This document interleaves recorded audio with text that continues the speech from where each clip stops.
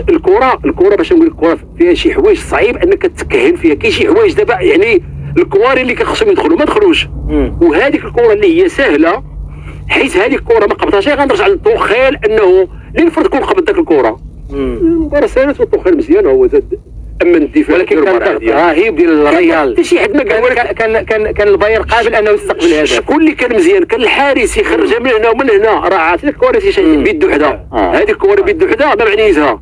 راه هذيك حنايا راه الجول راه غتضربوا في يدو غتعوجوا يدو غتدخل الشبكه. راه الجهد راه تبارك الله داك السيد راه كيداير كنوير راه 38 عام واش كيداير راه في متر و98 4 جوج امتار. راه الكتله ديال العضلات. يعني الكواري اللي قبط شوف الكره نزلت من السماء وفي الاخر الطوخيل علاش درب علاش بدلتي ما بدلتي. يعني يكون قبطها ما تهضر على ولا كلها من الدفاع ديالو اش غيدير؟ فرقه يعني لعبه الكل ولا اكثر من هذا.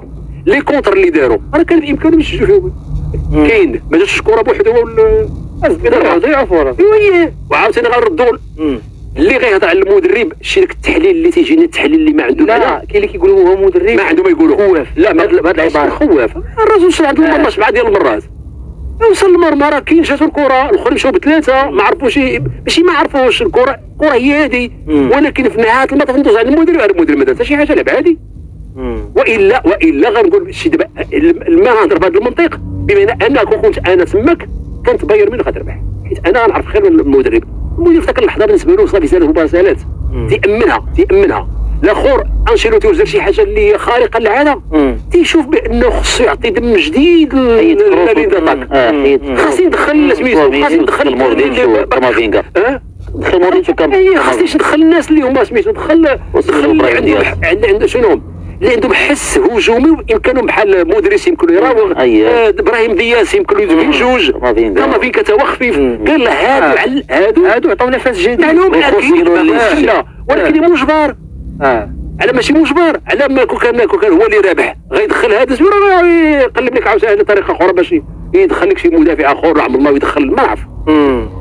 اما داك الشيء اللي دار الاخر يمكن تيبان له بانه الفريق يهاجم ديال الريال وبانه اللاعبين اللي في الخط الامامي ما عندهم شي حس دفاعي مزيان. كان ما كاين مشكل نعاون باش فيجو بقات 4 ديال الدقائق الفرقه واقفه هذه سميتو عندي حارس مزيان ويلي تبارك الله الكوار كله شي راجع في الاخر هذاك اللي عوه عليه ذاك الحارس في اسهل كره اما عشان انا ما عمرت لهم المدرب وغنضرب راسي بان في الخير منه. هي في صراحه المقابله كانت قريبه من الاشهر الاضافيه قريبه. شوف تيقول لك بان الحكم اعتذر كيعتذر ما يفيد والو لانه راه بحال الهدف الثاني ديال الريال. الهدف الثاني ديال الريال الحكم خلق الكره تلعبات لعبات وهز الرايه. هذا هو المنطق حيت ما فيهمش شكوك. هز الرايه ملي مشاو للفار لقاوها بانه هذا مشروع واخا هذيك الكره اللي فيها طلع عليها مزراوي وداك ديال اللي اختي من لا كان مزراوي وكان مولير وقيله عاد زادت عندك ديال الاخت. يعني انت الكره مشكوك فيها خليها تكمل ما تكملش. هز الرايه هزيت الرايه في شي حاجه اللي مشكوكه. هنا فين الواحد تيبقى يقول لك لا ماشي معقول. يعني بحال كانهم كانوا عارفين لا غيضربها في الراس وغتسجل واللي كملها وكملها وجملها هو انه الحكم صفر غير لا غرزه هو صفر. والحكم انا بيك الحكم تيبان ليا مع واحد الوقت لعبوا 10 ديال الدقائق وقالوا غنزيدو جوج ولعبوا 14 ونص ولا 15.